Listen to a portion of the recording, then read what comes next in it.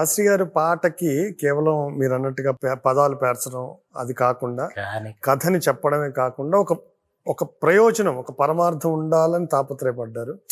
ఒక దర్శకుడిగా మీ అభిప్రాయం ఏంటి సార్? అంటే ఒక పాటని ఎలా చూస్తాం మనం? అంటే అదే నేను చెప్తున్నా, పాట అనేది ఎప్పుడు కూడా సినిమాలో ఒక పార్ట్ కింద కాదు. It is a part of the story. సపరేట్గా మేము షూట్ చేసి తీసుకొచ్చి జాయిన్ చేస్తాం. ఏంటి, that is only the process of making a film. Right.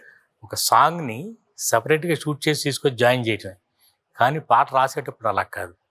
ఈ కథలో ఉన్నదంతా పాట ద్వారానే ఇంకొంచెం కథ చెప్పాలి. మొత్తం కథనంతా తీసుకొచ్చి క్లైమాక్స్ సాంగ్ అంటే ఎలా ఉండాలి, బిగినింగ్లో సాంగ్ అసలు ఇప్పుడు మీకు బోల్డ్ అన్ని లవ్ సాంగ్స్ ఈయన రాశారు. బిగినింగ్లో అంత డెప్త్ ఉండదు, ఓన్లీ అల్లరి ఉంటుంది.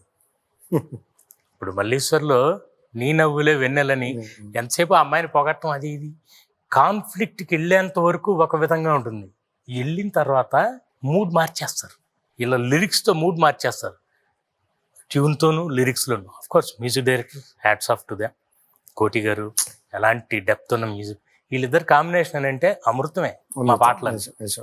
Credit goes to everybody. ఆయన ఈయన ఎంత, కోటి గారు కూడా ఈయన చేత రాయించాలని అంటే మామూలు ట్యూన్ ఇస్తే సరిపోదు, అలా చేసేవాడు. ఎన్ని ట్యూన్లు చేసాం, ఎన్ని ట్యూన్.